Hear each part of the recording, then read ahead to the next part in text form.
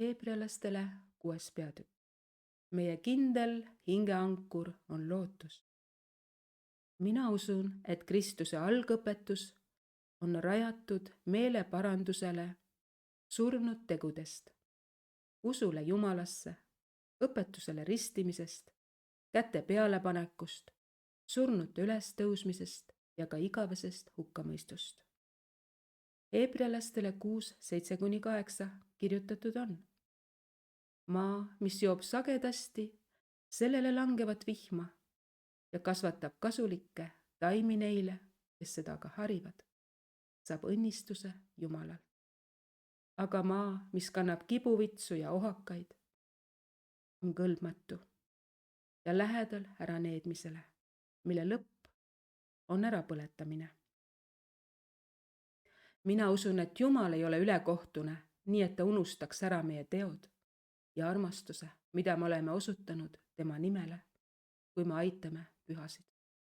Mina usun, et me oleme agarad tegema head ja meie lootus on kinnitatud lõpuni, et me ei jääks loiuks, vaid võtaksime eeskujuks Abrahami, kes päris tõotused oma usu ja pika meele tõttu.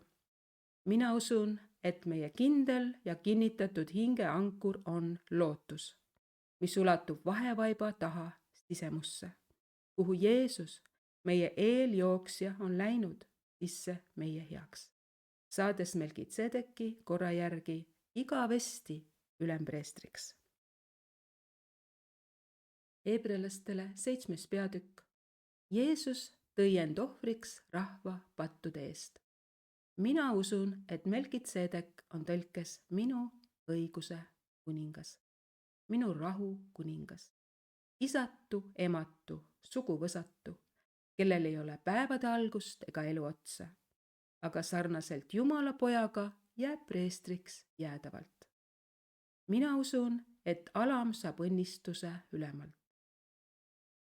Mina usun, et Melkitsedeki sarnaselt tõstetakse preestriks üks teine, kes ei ole preestriks saanud lihaliku käsuseadust mööda, vaid igavese elu väge mööda. Heebrealastele 7:18-19 kirjutatud on: varasem käsk tühistatakse, sest see oli nõder ja kasutu. Moosese seadus ei ole ju midagi teinud täiuslikuks. Asemele tuuakse aga hoopis parem lootus, mille kaudu me võime saada Jumala ligi. Mina usun, et Jeesusel on muudetamatu meie preestri amet. Heebrealastele 7:25 on kirjutatud: just seepärast ta võibki päriselt päästa neid, kes tulevad Jumala ette tema läbi, elades aina selleks, et nende eest paluda. Mina usun, et Jeesus on meile kohane ülempreester, püha, veatu, laitmatu, patustest lahutatud ja kõrgemaks saanud kui taevad. Mina usun, et Jeesus ohverdas iseenda rahva pattude eest ühe korra ja alatiseks. Heebrealastele 7:28 kirjutatud on: sest Moosese seadus seab ülempreestriks inimesed, kes on nõrgad, aga vandesõna, mis on seadusest hilisem, seab selleks poja, kes on saanud täiuslikuks igavesti. Heebrealastele 8. peatükk. Jeesus on Jumala poeg.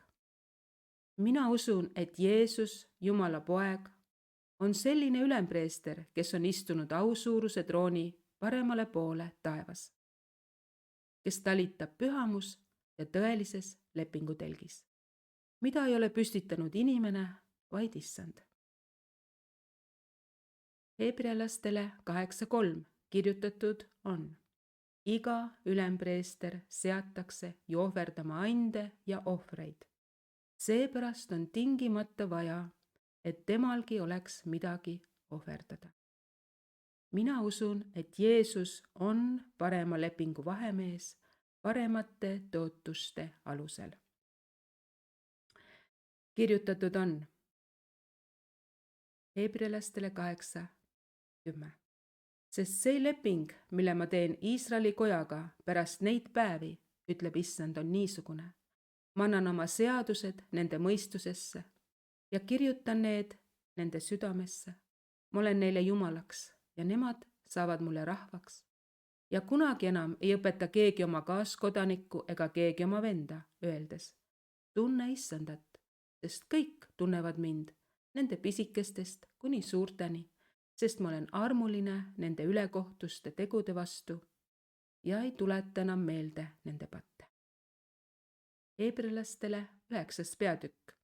Jeesus saavutas meile igavese lunastuse. Mina usun, et vana lepinguga seatud ohvrid ei suuda teha Jumala teenijat täiuslikuks südame tunnistuse poolest, sest need on seatud toitude ja jookide ja mitmesuguste pesemistega. See tähendab, need on nõuded ihu kohta, mis kehtisid uue korra ajani.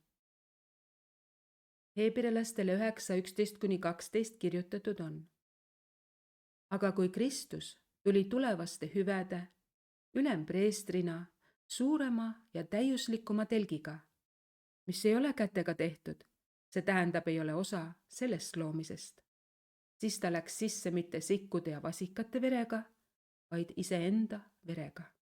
Minnes ühe korra kõige pühamasse paika, saavutas ta meile igavese lunastuse. Mina usun, et Kristuse veri puhastab meie südametunnistuse surnud tegudest teenima elavat Jumalat. Mina usun, et kõik, kes on kutsutud, saavad kätte igavese pärandi tõotuse Jeesuse Kristuse surma läbi, kes lunastas meid esimese lepinguaegsetest üleastumistest. Mina usun, et Kristus läks taevasse ja esindab meid nüüd Jumala palge ees.